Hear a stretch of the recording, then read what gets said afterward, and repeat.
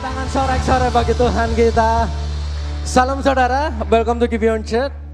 Hari ini kita akan, sebelum kita jauh memuji dan menyembah Tuhan, kita akan membacakan pertanyaan dari Katekismus Reformasi. Dan hari ini kita masuk di pertanyaan yang keempat. Seperti biasa saya akan membacakan pertanyaannya.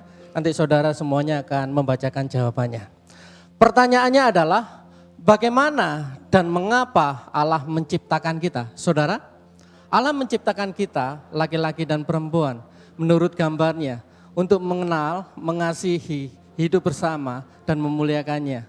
Dan sungguh benar bahwa kita yang diciptakan oleh Allah harus hidup bagi kemuliaannya. Kita baca Kejadian pasal 1 ayat ke-27. Maka Allah menciptakan manusia itu menurut gambarnya. Menurut gambar Allah diciptakannya, dia laki-laki dan perempuan diciptakannya mereka. Silakan duduk kembali saudara. Saudara, kalau pertanyaannya bagaimana Allah menciptakan manusia? Saudara, Allah menciptakan manusia serupa dan segambar dengan dirinya. Saya akan memberikan contoh sebuah ilustrasi. Saudara, jika seorang pematung, dia membuat sebuah patung Insinyur Soekarno contohnya.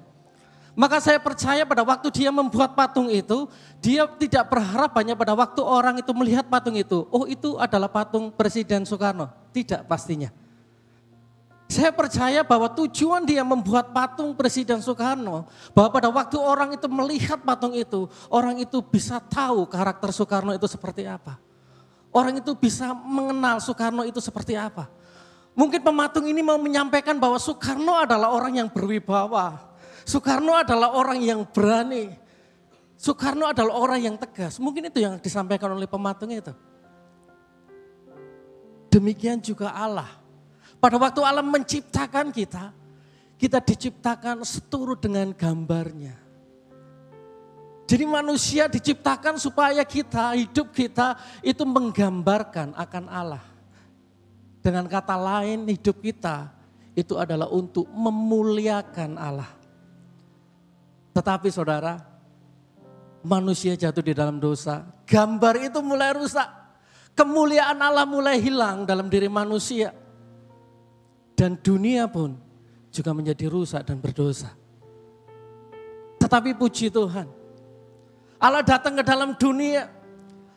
Allah mulai memulihkan kembali gambarnya di dalam Yesus Kristus. Allah mulai kembali mengembalikan gambar yang rusak itu dalam diri manusia melalui Yesus Kristus. Allah sendiri datang, dia menebus hidup kita. Dia mati, dia memulihkan semuanya. Dan saudara, kita yang percaya kepada Yesus, kita yang ada di dalam Yesus, gambar yang rusak itu dikembalikan.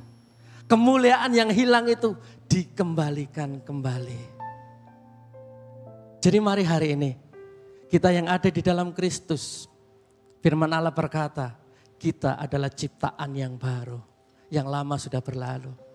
Hanya di dalam Yesuslah ada pengharapan. Hanya di dalam Yesuslah gambar Allah yang rusak itu dipulihkan. Kemuliaan yang hilang itu dinyatakan kembali dalam hidup kita. Amin. Mari kita bangkit berdiri sama-sama. Kita mau merenungkan pembacaan katekismus kita pada hari ini. Mari saudara, pada hari ini bersyukurlah bahwa hidup kita yang rusak telah dipulihkan kembali oleh Allah di dalam Yesus Kristus. Yesus Kristus adalah gambaran Allah yang sempurna. Dan biarlah hidup kita setiap hari kita mau memuliakan Allah di dalam pekerjaan kita, di dalam usaha kita, di dalam pelayanan kita, di dalam hidup kita. Mari muliakan Allah seluruhnya melalui setiap hidup kita. Terima kasih Tuhan atas anugerah-Mu, atas kasih karunia-Mu bagi kami. Terima kasih karena Engkau telah memulihkan kembali kami melalui Yesus Kristus. Gambar yang rusak itu telah Engkau pulihkan melalui pengorbanan-Mu bagi kami. Inilah ucapan syukur kami Tuhan. Biarlah kami hidup untuk kemuliaan nama-Mu. Di dalam nama Bapa, Putra, dan Roh Kudus Allah Tritunggal yang Esa. Haleluya.